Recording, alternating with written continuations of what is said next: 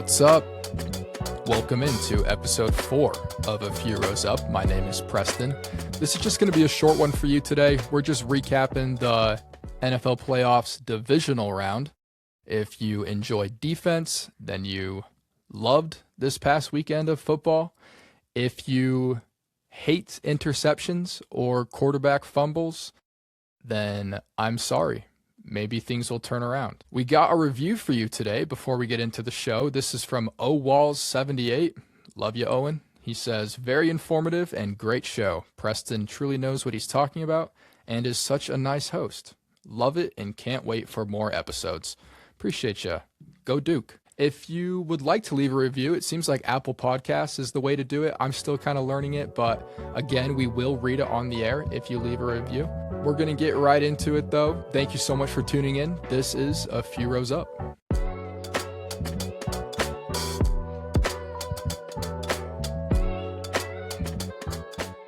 Was Sam Darnold the best quarterback in this round? Certainly the quarterback rating thinks so. He had a higher QBR than anybody in this divisional round. If you're a big fan of defense, then you're enjoying yourself in these playoffs. Lots of turnovers happening. The quarterbacks were probably the worst part of this round. You can make the argument that Bo Nix was the best quarterback, but he broke his ankle in overtime. It sucks.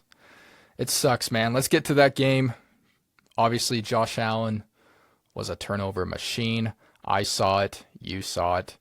He certainly saw it. That post-game press conference was pretty emotional. He was very emotional, and I think he can feel that this was his best chance so far to win a Super Bowl and to break that curse for Buffalo. Slipped right through their fingers, literally. There was a moment in this game at the end of the first half and the beginning of the second half where Josh Allen had 2 fumbles in 3 snaps. It only resulted in 6 points for Denver, but hard to win a football game when you're just giving the ball to the other team. 5 times they gave the ball to the other team. Then later, at the end of the game, when the Bills are down 3, Josh Allen misses a wide open receiver that would have been the game-winning touchdown, likely, and Denver wins in overtime. Look, the Broncos are good. They're a good team. They're done. They're done. If Bo Nix goes down, Jared Stidham hasn't thrown a single pass this entire season, and he's being thrown in to the AFC Championship game against arguably the best defense in football. Credit to Denver, they played a great game, but nobody wants to watch Jared Stidham. I'm so sorry. Nobody wants to watch that. I bet Denver might be kicking themselves for giving away Zach Wilson, but even he, I don't know if he would be much help either right now. Bo Nix is one of those players that at this point in their career, they just can't be replaced. With the Broncos throwing the ball more than anybody in this entire season, you just suddenly expect a quarterback that hasn't thrown a single pass to let it rip. I don't know. Sean Payton's a good coach. We'll see what happens. But it sucks. It sucks for Bo Nix. It sucks for Broncos fans. It sucks for Kai. And I'd like to be the first to congratulate the New England Patriots on making the Super Bowl. The second game on Saturday was over within about 10 minutes. Of course, I'm talking about the Seahawks 49ers game. Rashid Shaheed took the opening kickoff back for a touchdown, and those 7 points ended up being all that they needed to win the game. They won 41-6. The Niners didn't score a touchdown, and on that drive, when the 49ers had a chance to answer that kick return, they had a 4th and 1.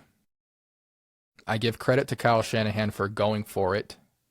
Sometimes he doesn't. Most of the time he doesn't. But they called maybe one of the worst 4th down plays I've ever seen. Kyle Juszczyk runs it around to the short side of the field, You can tell it was an option to Christian McCaffrey. It did not work. And what seemed to be maybe 2 or 3 plays later, the game was over. This was inevitable. I think of the Niners season or the end of the Niners season like this Christmas gift I once got a few years back. I got one of those beta fish, if you know what I'm talking about. I actually named it Kittle after George Kittle. They're basically glorified leaves that just kind of book around a little bowl for their entire lives. I actually don't even know if they're wild animals. I mean, I don't know if they can even survive in the ocean. I feel like they live and die at Petco. But I got this fish and I instantly felt stressed because this thing looked like it was about to die. And I was expecting it to die at any moment, and it just kept hanging on. And I'd feed it, I'd give him those little crumbs of stuff. I'd see it every morning, and it was flipped on its back. And there's like this goopy film around the water. And I'm like, oh, Kittle's dead for sure. This fish is gone. And then I drop a few little pebbles in the water, and then it flips over and kind of moseys on up to them and kind of eats it and then kind of throws up. And I'm like, dude, just let it go, But you're happy about it. You're like, hey, I have this thing and I'm taking care of it. I'm happy that it's making it this far, but everybody knows how this is going to end. And with the Niners season, it kind of felt like that. It kind of felt like this dying beta fish that you loved and that kept hanging on. But ultimately, it dies. I had wings in this game. I was eating wings. And by the 3rd or 4th wing, I lost my appetite, first of all.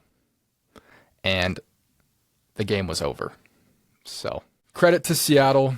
They're probably going to win the Super Bowl, if I'm being honest.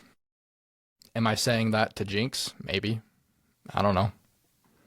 But I truly believe it. I also believe, at this moment, Sam Darnold is the most trustworthy quarterback in the playoffs. He and Stafford are the only quarterbacks that didn't have a turnover. Stafford certainly had turnover-worthy plays. But Sam Darnold took care of the ball, man. It's not hard, I guess, against the Niners, but especially when his whole thing is turning the ball over. That's been his thing his entire career, is fumbles in the pocket. And give him credit. He didn't have like a terrific stat line, but he did everything that he needed to do. And he didn't put the ball in harm's way.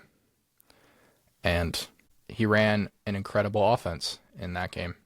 Incredible offense is not the way that I would describe the Texans and Patriots game. That was sloppy. My goodness. CJ Stroud was fighting back tears all game. And ESPN saw it. ESPN was like, put the camera on him because he is about to cry and we're going to get it. He was fighting back tears in between his 73 interceptions in that game. Drake May also had a pick, but I don't really count it because it was one of those end of halves Hail Mary interceptions, and I just don't really count that. I know it counts on the stat sheet. But what he did have was 4 fumbles. 2 of them were lost. The defense was fun. Like I said, if you like defense, you like these playoffs. The defense on both sides was really fun. And the Patriots offense just had more to give than the Texans. Obviously without Nico Collins, and then Dalton Schultz goes down. That offensive line could not block. The pocket collapsed. CJ Stroud played like he's never been in a situation in his entire life where the pocket was collapsing. He would do these jump passes, he would just throw the ball into the hands of the Patriots. It was rough, man. But like I said, Drake May was not pretty either. And we know in the playoffs, you got to win messy. But like I said, Sam Darnold is the quarterback that I trust the most right now.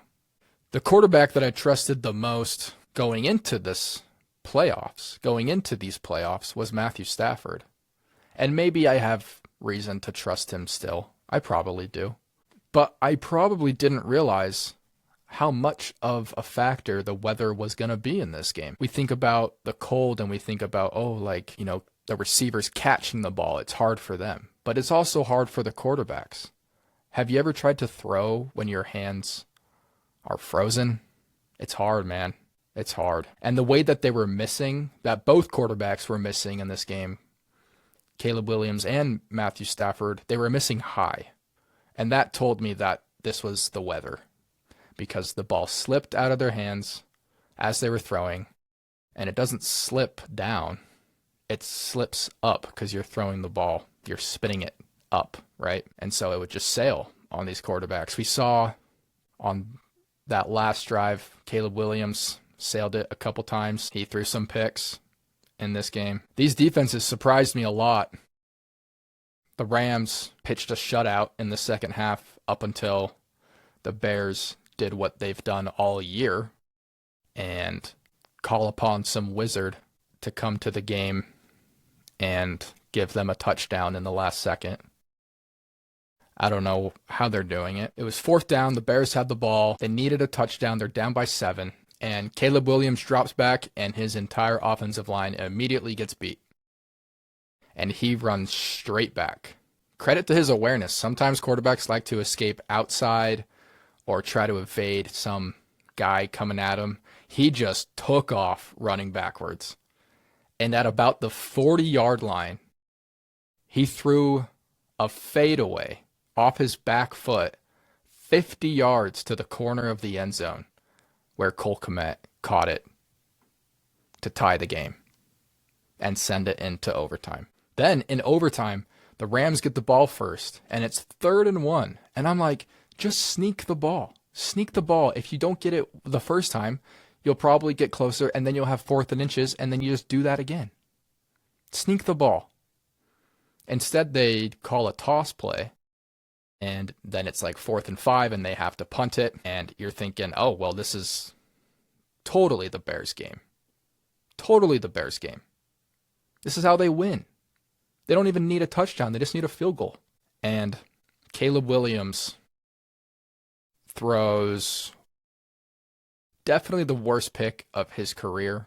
It was 2nd down, and he had all day to throw. Really good protection. This was around midfield. He forces it. The ball looks like it slips a little bit, and it gets intercepted. And now Sean McVay has a chance to make up for the play calling for the last few drives, where their last drive when they were up in regulation, he just runs the ball to run clock, I guess. But then right before the 2-minute warning, it's 3rd and 10, and you're like, oh, just throw it. Try to get the first and win the game, because the 2-minute warning's going to happen no matter what. So even if you throw it and get an incompletion, it's still going to stop the clock just as it would if you ran it. And nope, they decided to run it, and that gave the Bears a chance. And now we're in this situation where in overtime on their first drive, they didn't have Stafford throw it. It's crazy because Stafford, like Kai and I talked about, is one of the clutchest quarterbacks in the game. And McVay completely took the ball out of his hands. Now, their second drive of overtime, where, like I said, they just need a field goal, starts it off with 2 passing plays, and Matthew Stafford throws dots. 2 perfect passes to get the drive going. Then it was 3rd down, and they ran that stick route to Puka Nacua, who gets the first down. And more, gets in the field goal range, and they win the game on a game-winning field goal. That was maybe the quietest stadium that I've heard on television. You just felt it. You felt the heartbreak immediately. So yeah, maybe Stafford is the best quarterback remaining, probably. But man, I trust Sam. I trust Sam Darnold right now. I have no reason to not trust Sam Darnold from what he showed me lately. I obviously don't trust Jared Stidham. he might be able to pull Nick Foles and win Super Bowl MVP as a backup. I don't see that happening though.